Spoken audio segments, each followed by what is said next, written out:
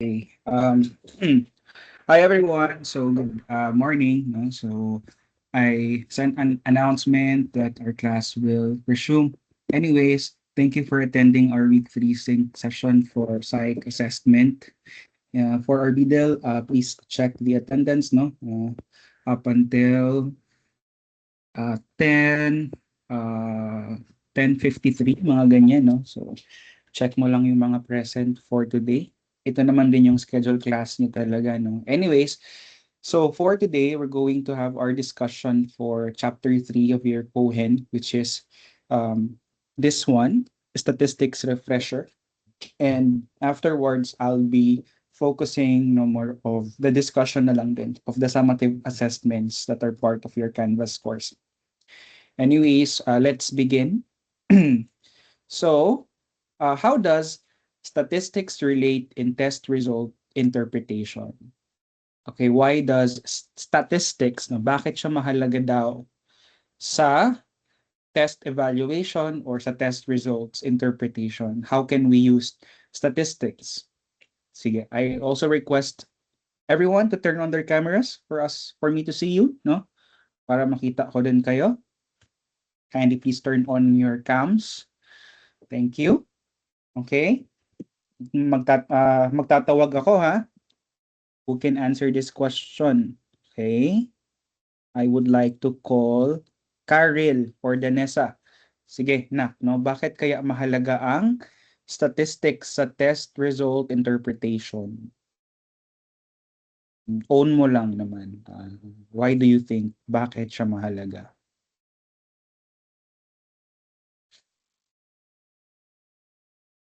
Why do you think it is important?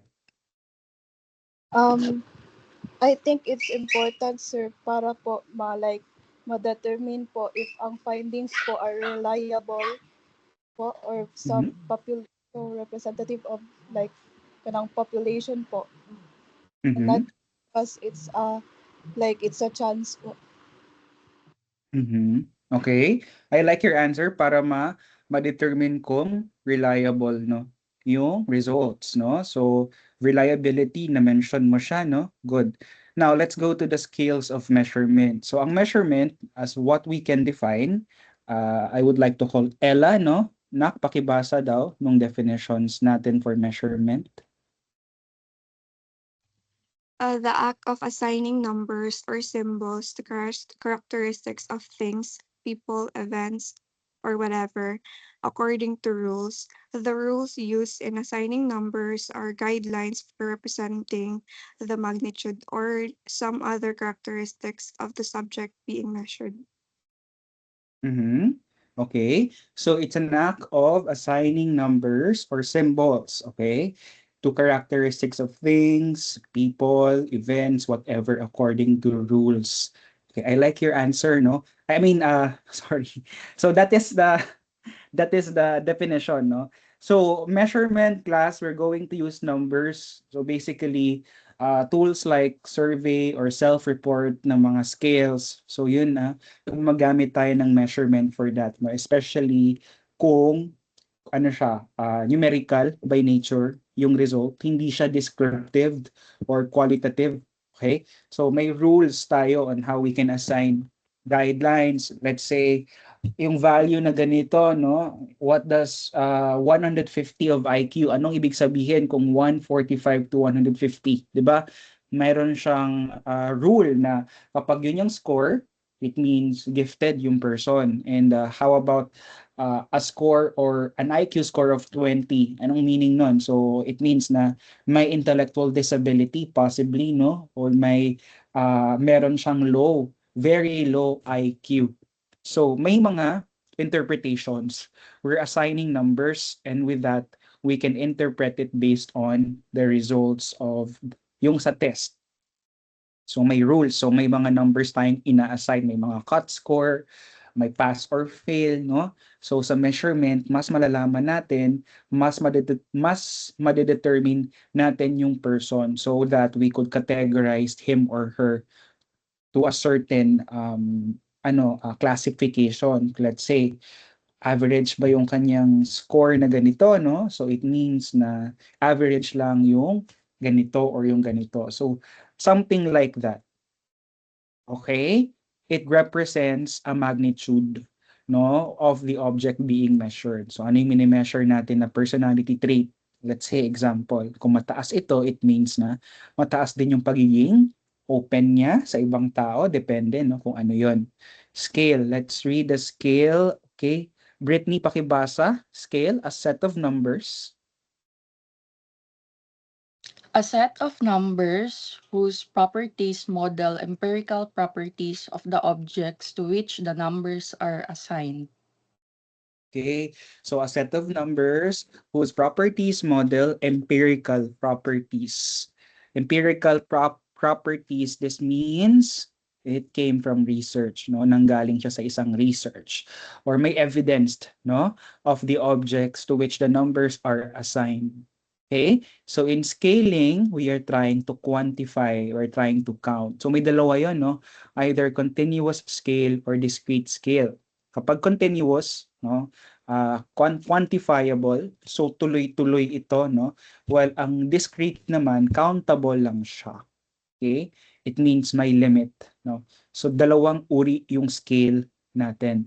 So, in the chapter 3, I know that this can be very technical yung lesson natin, pero maganda na rin na malaman nyo din ito, no? Kasi ginagamit talaga siya sa psych assessment, sa psych testing. Talagang alam dapat natin yung mga iba't ibang statistical tools. So, quite technical yung ating subject or yung ating lesson, no, for this morning. I mean, for this day, no? Now, since you have knowledge naman sa PsychStat, yung mga iba't ibang klase ng scale, ano yung apat na klase ng scale? Yung basic classifications of scales. Ano-ano yun sila? Sinong pwedeng mag-ano sa akin? Magbanggit ng 4 types of scales. Sige, tawagin natin si Kyle. Sakayan. Sige, na. Ano yun? Sige, ano yung apat na uri ng scale natin? Sige daw. Ratio, Mhm. yun na, sir. Interval. Nakalimutan ko yung dalawang, sir. Pero, Okay, yun na ratio. remember ko. Ratio, interval, and ano yung dalawa? Sige, parang may nagre-raise ng hand. Sige, si Ira. Sige, ano yung dalawa na? Nominal and ordinal po. Okay, very good. So we have nominal, we have ordinal, and we have interval and ratio. Yung dalawang ito, si nominal at saka si ordinal, lower level siya ng measurement. While si interval at si ratio, ito yung higher level na. So mas ginagamit siya sa testing. No? Sa psych test naman, specifically, mas gumagamit tayo ng ordinal at saka interval. Yun ang napapansin ko talaga. Mas gumagamit tayo ng ordinal and interval. Pero si ratio din naman minsan, ginagamit siya. So may mga distinguishable characteristics yung bawat isa para mas malaman natin kung ano ba talaga sila. So punta tayo first kay nominal. Okay, sige. Let's call Ashlea. Please read daw the meaning of nominal scale. It is the simplest form of measurement. These scales involve classification or categorization based on one or more distinguishing characteristics. Okay, so we are trying to classify it, no? So ang ginagawa dito, very qualitative, no? Let's say blue eyes. So ganun lang kasimple, green eyes, no? Green eyes. So basically, may category, may classification siya, no? Based on its distinguishable characteristics. So nominal, category, name, no? Ganun lang siya kasimple as basic. Okay? Nominal. Okay, now let's go to ordinals. Sige. I guess a nominal chi-square yung statistical tool na applicable na gumagamit sila ng nominal. Kay ordinal naman, punta tayo dito. It's the magnitude of each value is measured through ranks. Kumbaga may mga iba't ibang ranking order, no? From the word order. So ang pinaka best example is yung standard IQ test kagaya ng Stanford Binet IQ and yung mga Wechsler intelligence test. So kagaya nito, makikita natin may mga range yung scores. So every value may certain rank siya. So we can say that an IQ of 130 to 144 gifted or very advanced na yung IQ ng isang person. And 145 to 160 is 145 to 160 very gifted or highly advanced, no? So, ang alam ko yung si Tiffany Uy, no, yung may pinakamataas na GPA sa UP, no? Ang IQ niya is nandito 145 to 160. Ayun. So, also si Ferdinand Marcos nasa gifted range din sila. Ferdinand Marcos, Senator Miriam Santiago as well. Nandito sila sa gifted na, no? Nasa 130 to 160 sila. So, nagkakaroon tayo ng idea kung ano ba yung performance ng isang person through this, no? Ordinal. So, ang standard IQ testing kasi talagang meron siyang certain norm din na kailangang i-follow. So yung norm na nabanggit din, based din doon yung population, yung age, no? Kung sino yung mini-measure, no? So, ayan. So alam niyo na yung mga iba't ibang mga order, no? Yung mga iba't ibang mga categories, yung magnitude ng bawat values. This is an example. So, now let's go to interval. So, nabanggit ko si interval. So, si interval kasi, wala siyang true zero compared kay ratio. If babalikan niyo yung lesson ni Ma'am Cola, no, yung itong scale na to, each unit on the scale is exactly equal to any other unit on the scale. So, ang ibig sabihin niyan, kapag interval, anong meaning niyan? So, let's say yung nasa graph, no, or yung nasa ano, wala siyang zero, pero pagdating natin sa values, may certain interval siya na equal sila. Let's say 15, 30, 45. So may interval siya na equal sila. So 15, no, yung range nila sa bawat isa. So ganyan yung measurement niya, no, equal siya.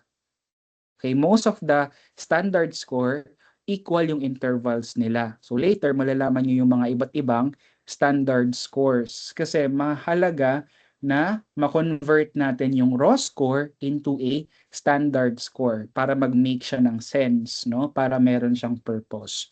Walang silbi kasi yung mga scores kung hindi natin siya i-convert to a standard score. Now, let's go to ratio. So si ratio naman, ang pinaka criterion niya is meron siyang true zero. Best example is si temperature. So has equal intervals between all values and has a true 0 point. So ito yung pinaka-determinant niya ka-interval. Mga example, yung temperature, IQ test, no, paminsan, hand grip, no, yun yung mga example, timer, ganyan. So yan si ratio. May true zero siya. So let's go now to describing data. So kapag you're responding, no, or sumasagot ka ng quiz, no, pwede natin ma-distinguish din yung distributions of scores ninyong lahat. Let's say nag-answer kayo ng week 2 quiz ngayon, so or week 3 quiz. So makikita ko doon ano ba yung mga mostly scores ninyo. So sa normal distribution, which is represented by this curve or yung bundok na yan, no? Ito daw yung default. Kumbaga, ito yung usual na basihan natin ng mga scores. Pero minsan, hindi ganito yung forma ng mga test, no? Pag ganito kasi mostly, average yung performance. Minsan kasi mahirap yung test, kaya sometimes nagiging positively skewed siya, minsan naman negatively skewed siya. So, ito yung standard daw or yung usual na average performance of the population sa isang test. So, distribution. So, mga scores ninyo, example, nagpo-fall siya sa dito. No? Most of you got, let's say, 21, 25, 23, 24, 25, 25, 23, 24. So, yan yung mga scores ninyo. Now, aalamin natin paano siya distributed sa isang statistical measure. So we are using this Gaussian curve or yung normal distribution. So, madidetermine natin yung shape niya depende kung saan mostly nagpo-fall yung scores ninyo. But for some, minsan, may mga divergent din ng mga values. So, nandyan. But, yung determinant ng shape is kung saan talaga mostly nagpo-fall yung score ng majority. So, a raw score, ito, di ba? Nabanggit ko to kanina. It's a straightforward, unmodified accounting of performance that is usually numerical. So, raw score. So, let's say, a raw score of 45. Ano ibig sabihin niyan?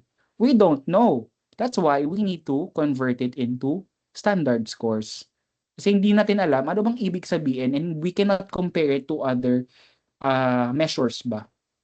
So, remember, raw score is nothing, no, is meaningless. So, we have to convert it to a standard score. Walang silbi yung raw score, no? Hindi kasi natin alam ano ba yung implication niyan kung hindi siya naka-convert into a standard score. So, ganun yung ginagawa natin sa psych test. Okay?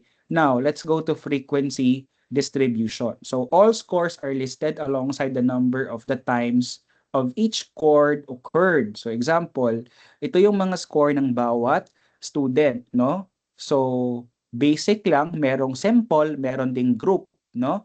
So, nandito yung listahan ng mga scores ng bawat estudyante, 78, 67, 69, no, 63, 85, 72. Makikita natin dito na yung frequency niya one time nag-appear, si 96, si 69 naman twice nag-appear, si 61 din twice din siya nag-appear or naging score ng list of students. So ito yung frequency distribution. How often ba siya nag-appear or nakuha na score?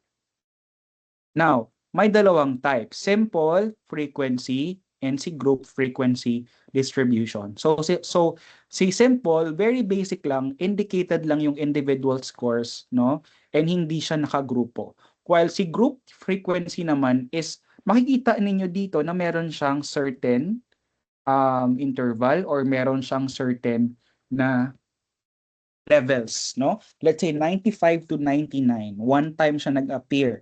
90 to 94 das na score, o twice siya nag-appear, no? 85 to 89, twice siya nag-appear. So makikita natin dito kung gaano kadalas nakuha yung score na yon. So meron siyang grouped na interval. Okay? Simple as that. Now, let's go here to presenting it into graph. So graph is also important in psych testing. Minsan, ang usual na ginagamit na mga graph is si bar graph. Ito yung usual na pinipresent. So mas siya, kumbaga mas summative yung datingan at mas madaling ma-interpret yung data kung may mga graphs tayo. Kasi kung walang graph, mostly parang masyadong raw data lang siya or masasabi kung verbal lang ba. So ang graph kasi nagmi-make sense din siya para mas madaling ma-compare yung scores ng bawat scale sa bawat isa. So mas nagkakaroon din ng idea. For me, helpful yung graph sa presentation of results. And sa research din, 'di ba, gumagamit din tayo ng graphs. So it's a diagram or chart composed of lines, points, bars, or other symbols that describe and illustrate.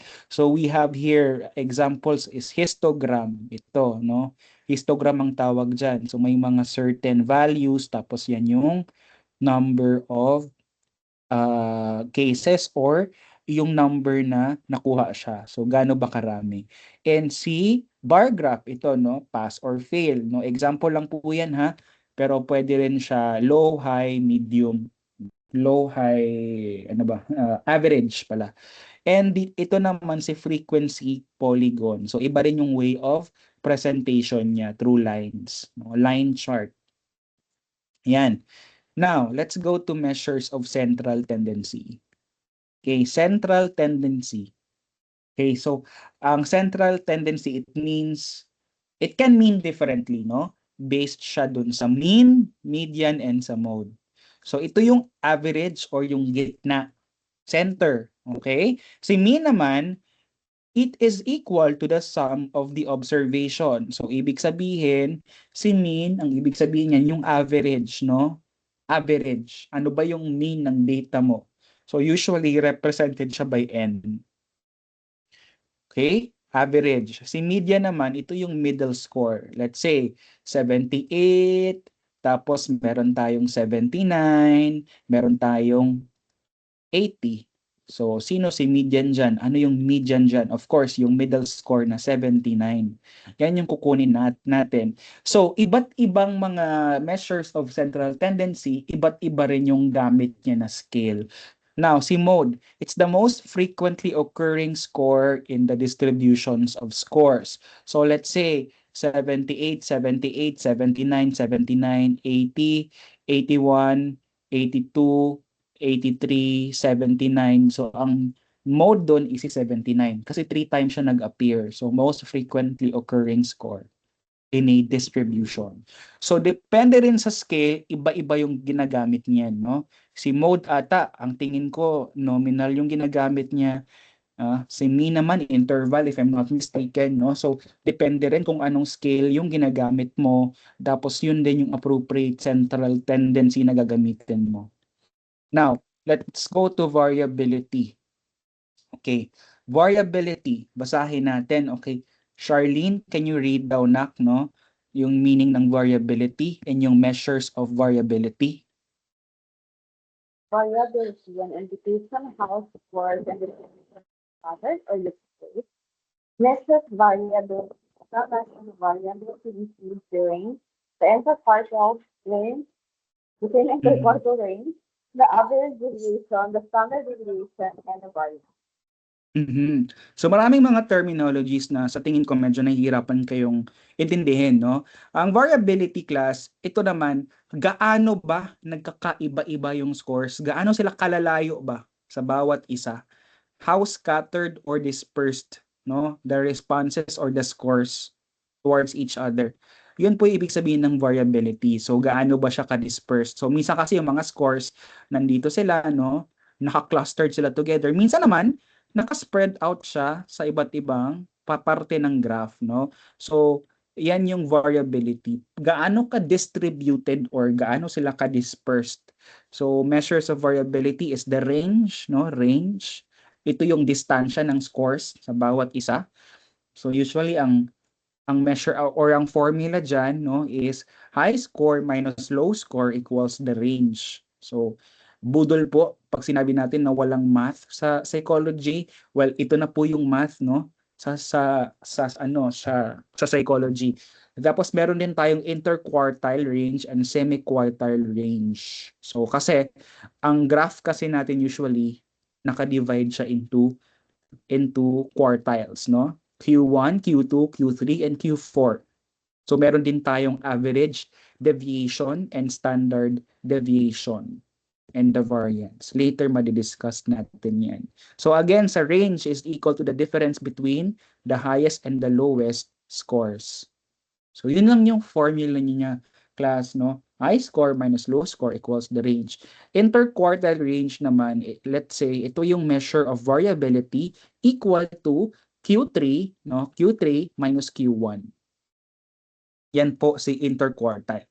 While si semi-quartile naman is measured equal to the interquartile Q3 minus Q1 divided by 2.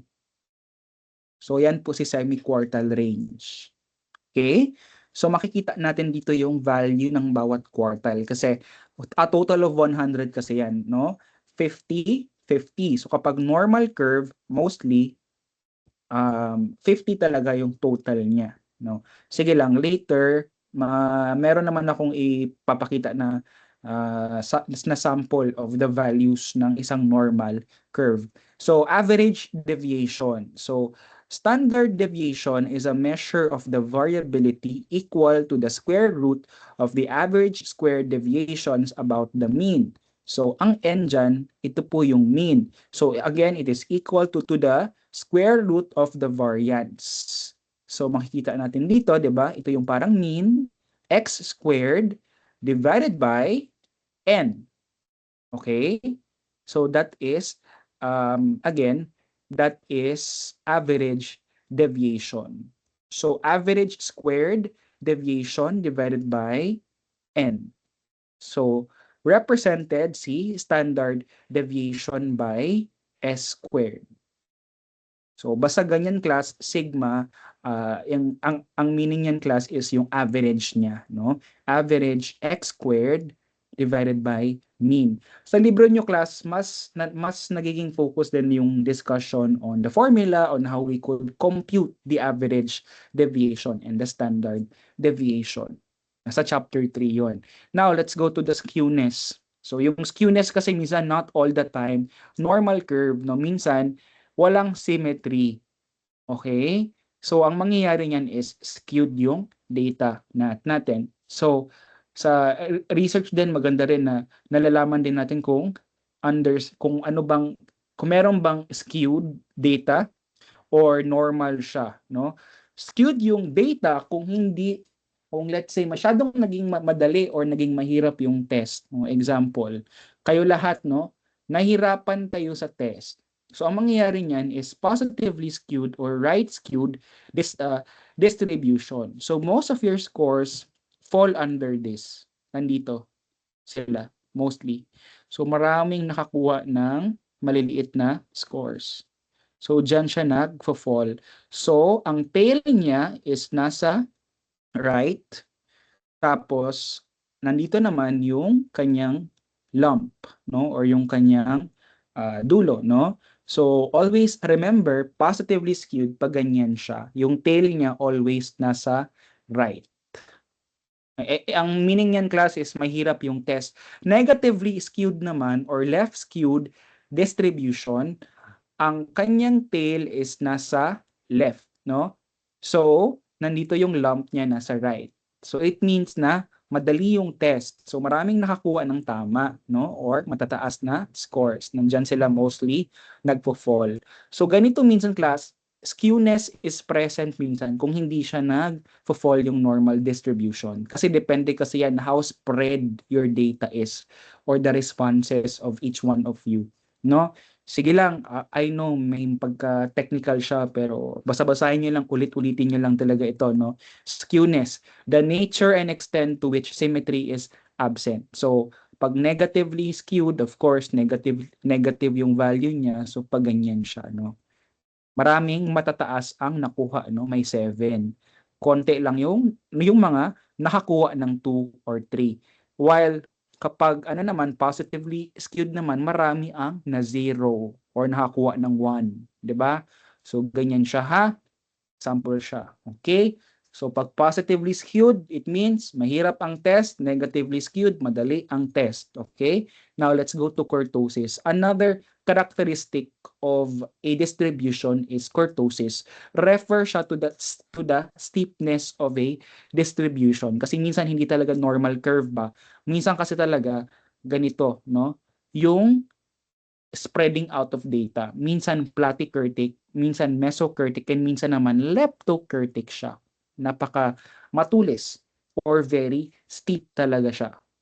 So mesokurtic, ito naman medium-tailed siya. Observe the frequency, yung distribution of the gray bars. No? It does approximately follows a normal distribution, yung may curve na yan. So most likely, under siya sa normal distribution. Okay? While this one, platykurtic naman, ito naman, relatively flat siya.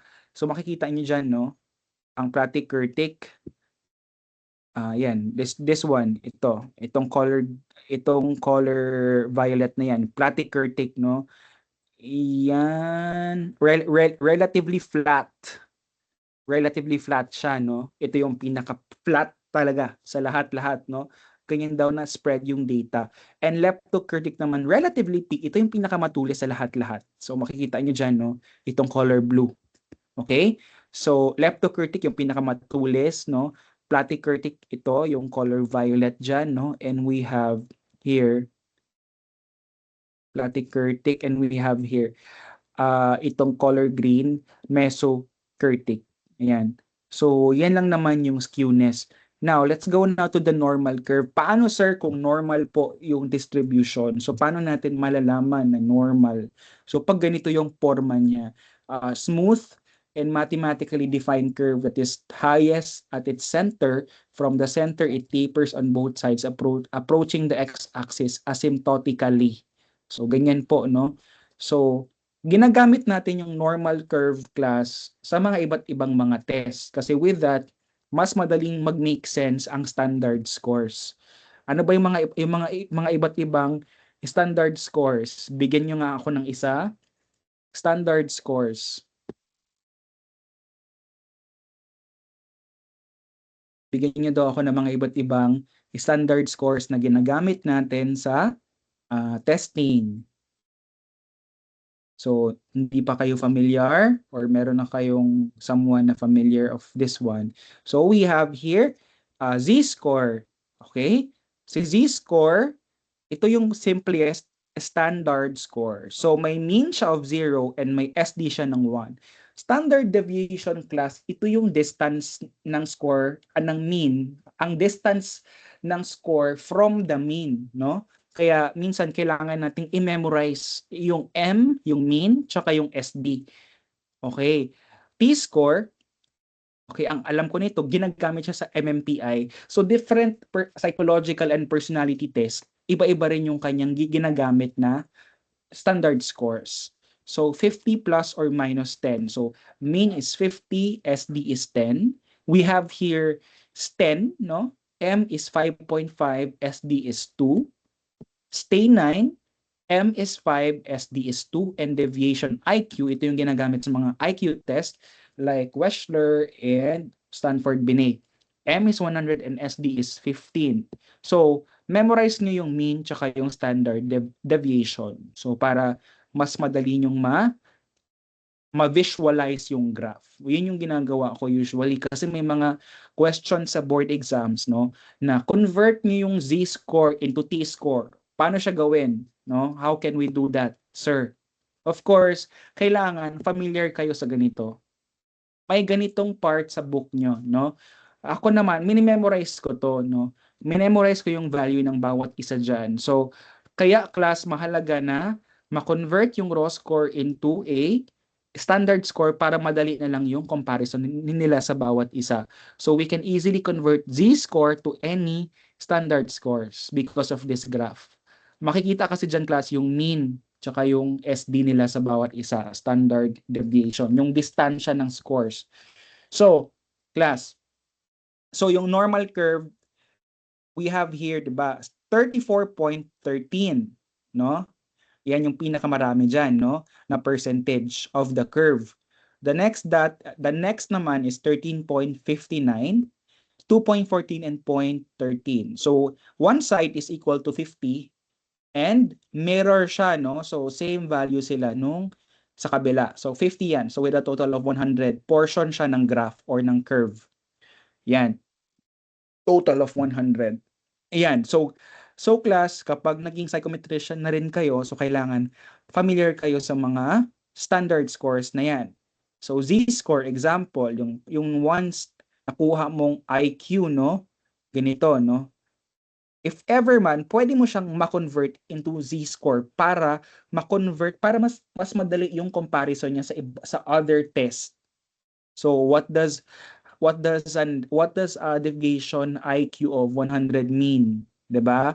So iba-iba yung ibig sabihin ng bawat isa. So let's say ang madali diyan class, mag-drawing kayo ng graph, you have to memorize yung portion ng graph, tapos kapag may graph na kayo, makikita nyo ba, you can visualize kung ano yung t-score niya kung kinonvert natin yung z-score. Example, a z-score of 1 is equal to a t-score of 60 and a stay 9 of 7. So mas madaling mag-compare, mas madaling mas madaling mag-make sense yung data. Mahalaga siya class kasi not all the time pare-parehas yung scores, yung standard score na ginagamit ng isang test. Minsan, mahalaga na ma-convert din natin siya. Sa test development, kaya kapag minsan gumagawa kayo ng test development, so mahalaga din na merong standardization para ma-apply natin yung paggamit ng standard scores. Through that, mas madaling mag-compare may basis kayo. So ito yung normal distribution. So alam ko very mathish siya class, pero parte kasi talaga siya ng psych assessment, no? Wala tayong magawa. So mahalaga din na alam niyo yung percentiles. Yung percentiles ginagamit ko rin ito when I'm doing psych reports. So nalalaman ko ilan yung percentile ng score niya kung ito yung kanyang Z-score. So kasali siya minsan sa psych reports. So mas merong basis at nagiging empirically sound yung reporting of the results. Kasi standardized siya, no? Hindi lang pataka ba? Gets nyo, class? So we have here the Z-score, the T-score, mostly sa personality test to. We have the STEN. Ang alam ko sa STEN, saan ba ginagamit ang STEN? Mga SATs, no? STAY9, Deviation IQ, Wechsler, no? Ang Z-score, simple to masyado, no? Hindi ko na ma-remember saan talaga siya mostly ginagamit, pero ang alam ko, ginagamit talaga siya mostly sa mga personality ng mga test, no? Ayan, Z-score. Okay, so I'm still making sense pa ba sa inyo? Basta yung mga percentage na yan, class, portion siya ng normal curve. Okay? So sa book naman, class, in-explain naman talaga sa libro doon bawat isa, no, para mas maintindihan ninyo. Maganda rin na i-memorize ninyo yung normal curve, class. Memorize niyo yung normal curve, yung distribution, yung normal curve. Sige, now let's go to concept of correlation. Okay? Correlation. Sige. Sa research, ginagamit po natin yung word na correlation. Ang usual dyan ginagamit na statistical tool is ano man. What statistical tool ang ginagamit for correlation? Sige lang, baka merong gustong sumagot.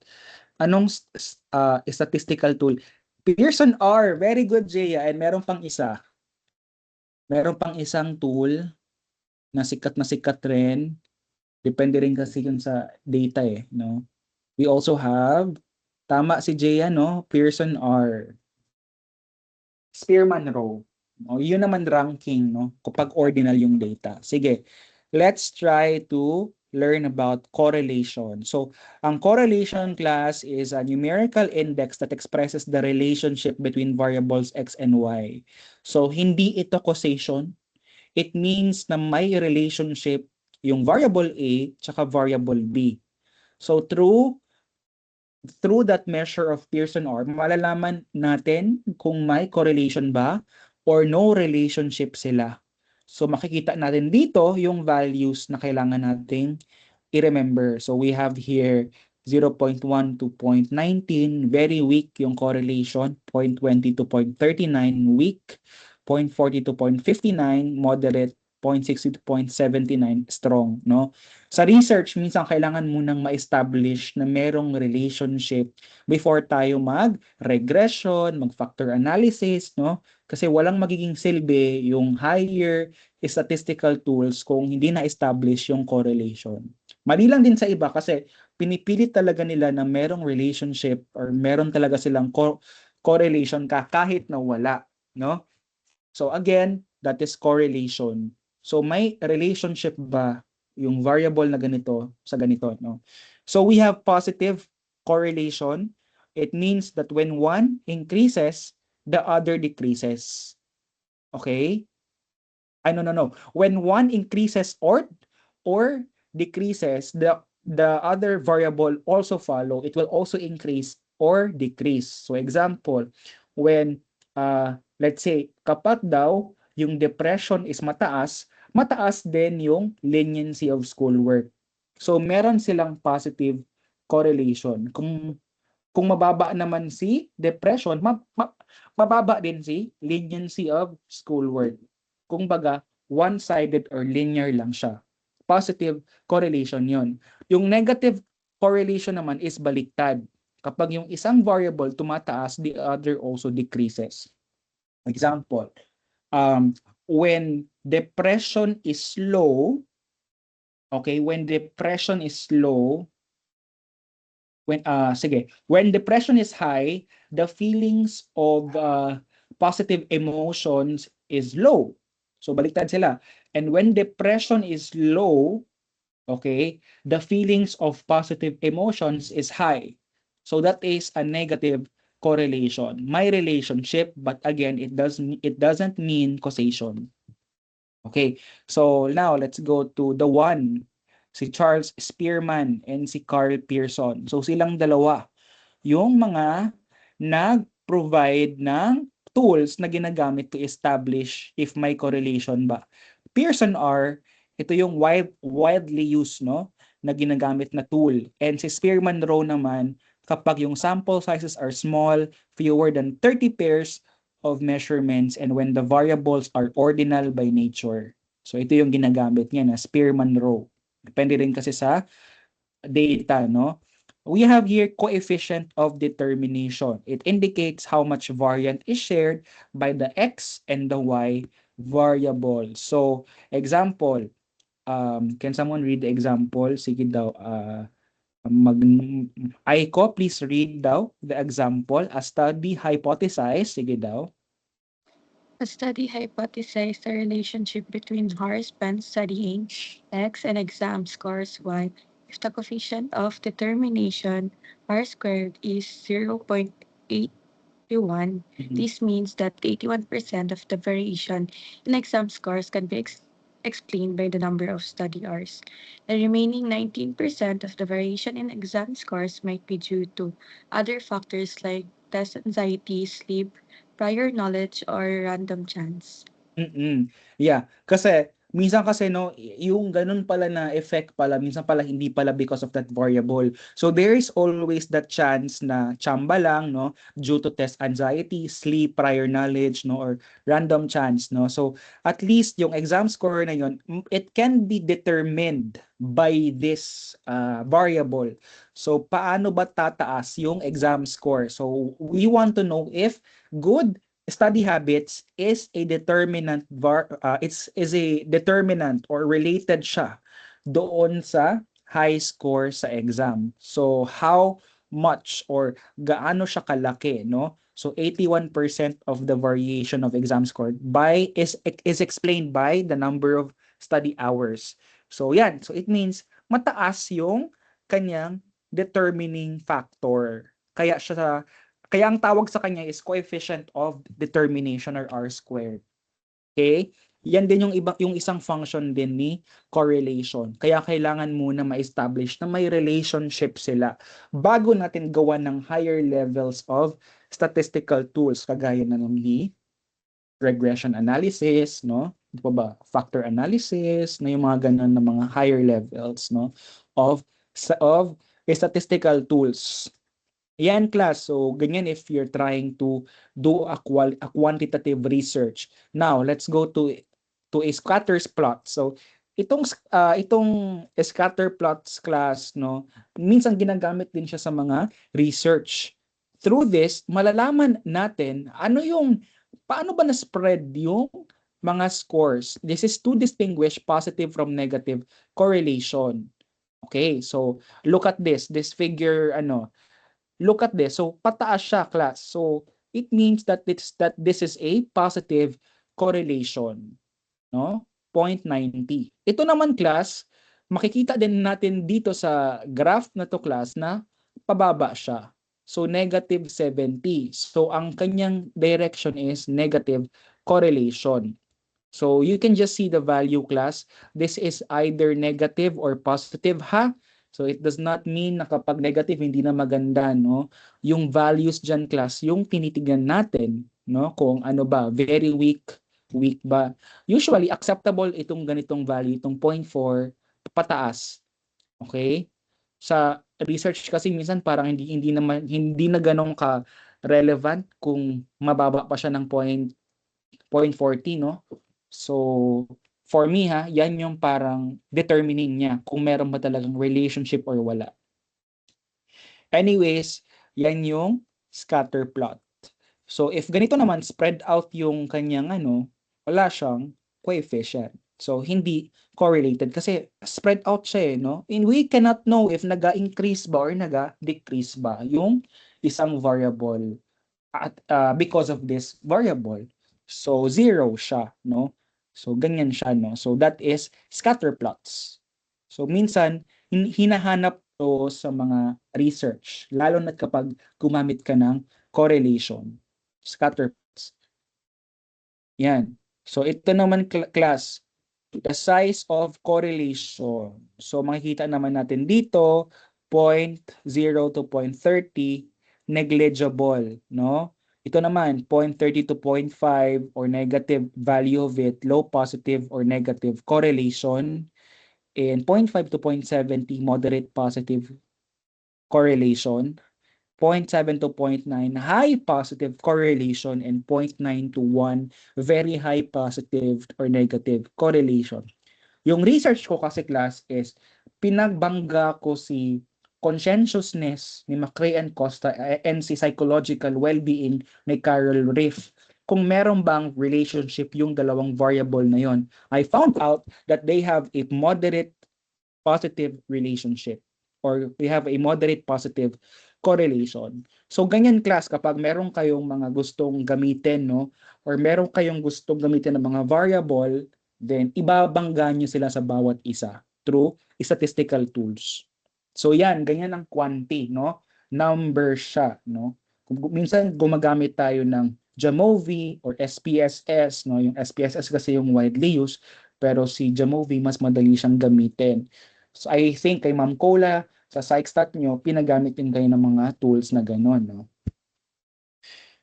Okay, pero to be honest, mahina talaga ako sa statistics. Hindi ako magaling masyado sa numbers, no? To be honest, no? Pero I'm trying my best kasi kasali kasi siya sa board exam ng RPM tsaka sa RSI. So, malaking percentage kasi si psych assessment.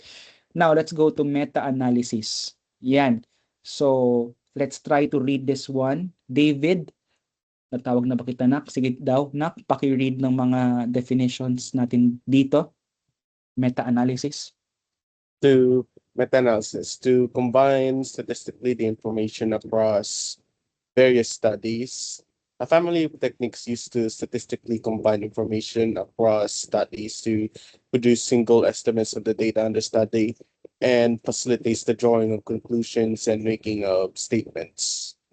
Yan, yes. So again, meta-analysis is, ito naman maraming techniques yung ginamit natin across studies so that we could describe yung data, no? This facilitates drawing conclusions and the making of statements. So let's say gumamit kayo ng ganito, ng T-score of this personality test, tapos meron din kayong Z-score of this IQ test. So how can we make sense of that?